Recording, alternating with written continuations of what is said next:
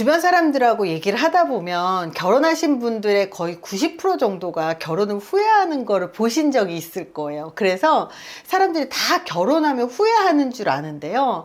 실제로 심리학 연구에서는 꼭 그런 것만을 얘기하는 건 아닙니다. 그래서 오늘 심리학적인 연구와 데이터를 바탕으로 결혼 후에 후회하는 사람들의 공통점을 분석하고 행복한 부부의 비밀을 알려드릴게요. 결혼 후에 후회하는 사람들의 공통점이 있어요. 첫 번째가 결혼 전에 굉장히 중요한 문제가 있는데 그 문제에 대해서 대화를 하지 않았다. 보통 사람들이 사랑하면 다 해결될 줄 알거든요. 근데 막상 결혼해서 살다 보면 생활 습관, 돈 문제, 가족 문제에서 충돌이 굉장히 심하다는 거예요. 미국 심리학회 연구에 따르면 결혼 전에 충분히 대화를 나누지 않은 커플들은 결혼 후에 만족도가 40% 이상 낮았어요.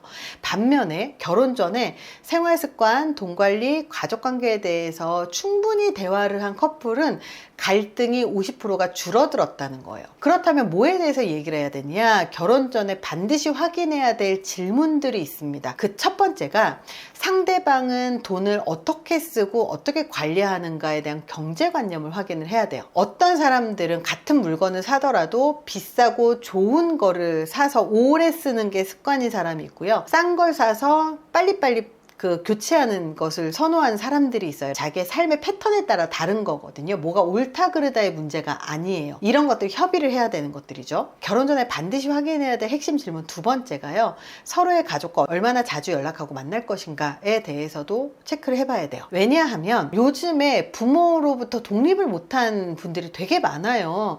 그래서 부모님하고 특히 엄마 아빠하고 막 데이트하고 같이 영화 보고 뭐 여행 가고 나이가 30이 넘었는데 맨날 매주 그렇게 막 외식하고 이렇게 하시는 분들이 있어요. 근데 완벽하게 독립을 하신 분들은 독립하고 난 다음에 부모님하고 그렇게 자주 연락을 안 하시는 분들이 있거든요. 그러면 누가 더 스트레스를 받을까요? 자주 연락하고 있는 그 배우자 때문에 연락하지 않는 사람이 더 스트레스를 받을 확률이 더 높겠죠. 왜냐하면 나는 나의 개인적인 시간을 쓰는 걸 더 선호하는데 매주 그 배우자의 가족들을 만나야 한다면 힘들잖아요. 그래서 이거에 대해서 서로 협의를 반드시 거쳐야 된다는 뜻이에요. 결혼 전에 반드시 확인해야 될 핵심 질문 세 번째가요. 자녀 계획입니다. 요즘에 딩크족도 많고요. 그리고 아이를 낳더라도 한 명만 낳고 싶다고 하는 사람들도 있어요. 근데 어떤 분들은 2명, 3명 얘기하시는 경우들도 있거든요. 요즘은 경제력이 있어야 2명, 3명 낳을 수 있는 시대라서 자연스럽게 한 명만 낳자라고 낳을 수도 있는데요. 예를 들어서 둘 중에 하나는 아이를 낳고 싶은데 한 명은 낳고 싶지 않아. 이럴 때 정말로 큰 문제가 생기는 거거든요. 결국은 이것 때문에 이혼하는 커플들이 되게 많아요. 헤어지거나. 그렇기 때문에 아이를 낳고 싶은가, 몇 명을 낳고 싶은가에 대해서 서로 협의하는 건 되게 중요합니다. 결혼 전에 반드시 확인해야 될 핵심 질문 네 번째가요. 집안일과 생활 패턴을 어떻게 맞출 것인가에 대해서도 얘기를 해야 돼요. 왜냐하면 간호사 같은 경우 3교대를 하는 사람이 있어요. 근데 또 한 명은 9 to 6로 근무하는 사람이 있단 말이에요. 그러면 이 둘의 생활 패턴이 완전히 달라요. 혹은 글을 쓰는 사람들, 작가 같은 경우는 새벽에 일을 하는 경우들이 있어요. 근데 직장인하고 만나면 이 라이프 사이클 자체가 아예 맞지가 않아요. 혹은 어떤 사람은 굉장히 꼼꼼하게 좀 깔끔하게 사는 걸 좋아하고 어떤 사람들은 좀 한꺼번에 대청소를 해서 정리하는 걸 좋아하는 경우들이 있어요. 그러면 이런 것 때문에 굉장히 싸움이 자주 일어날 수밖에 없거든요. 그렇기 때문에 이런 것들을 어떻게 맞출 것인가에 대해서 서로 협의를 하는 건 되게 중요합니다. 왜냐하면 이 네 가지 질문을 무시하고 서로 얘기를 하지 않으면요. 결혼하고 나서 되게 후회할 수밖에 없어요.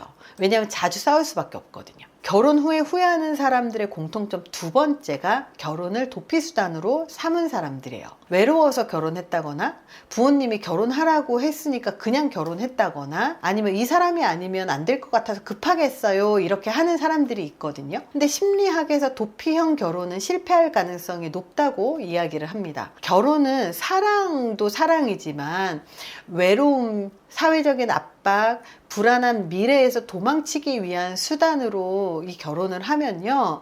문제가 해결되는 게 아니라 더 큰 문제가 생겨요. 그래서 결혼은 사랑을 선택을 하면서 결혼으로 자연스럽게 이어져야 되고 그 과정에서 협의를 해야 될 문제가 굉장히 많다는 걸 기억하세요. 결혼 후에 후회하는 사람들의 공통점 세 번째가요. 내 배우자는 변하지 않을 거야 라는 착각을 하시면 안 돼요. 결혼하면 나도 이 사람을 위해서 변해야 되고요. 그 사람도 나를 위해서 변해야 돼요. 근데 변하지 않는 것도 문제예요. 그리고 또 이렇게 착각하는 경우들도 있어요. 지금은 안 맞아도 나중에 결혼하면 나아지겠지. 이렇게 생각을 하시는데요. 심리학 연구에 따르면 결혼 후에도 그 사람의 성격과 습관이 거의 변하지 않는다는 거예요. 오히려 결혼 후에 스트레스가 쌓이면서 단점이 자꾸 부각되는 경우가 훨씬 더 많거든요. 미국의 노스캐롤라이나대 연구에 따르면 결혼 후 상대방의 단점이 더 크게 느껴진다는 사람이 70%, 결혼하면 달라질 거라고 믿었는데 오히려 악화됐다는 답변이 60%가 나왔다는 거예요. 즉, 결혼 전에 해결하지 못한 문제는요, 결혼 후에 더 커진다는 걸 기억하세요. 결혼 후에 행복한 부부들의 특징이 3가지가 있습니다. 그 첫 번째가요, 팀으로 살아가는 부부예요. 심리학에서 파트너십 이론이라는 게 있습니다. 결혼을 단순한 로맨스가 아니라 같이 문제를 해결하는 팀이라고 보는 부부가 더 행복하다고요. 우리는 팀이야. 같이 고민하고 같이 해결해 나가야 돼. 우리가 문제가 생겨도, 갈등이 생겨도 이 문제를 같이 해결해 보자.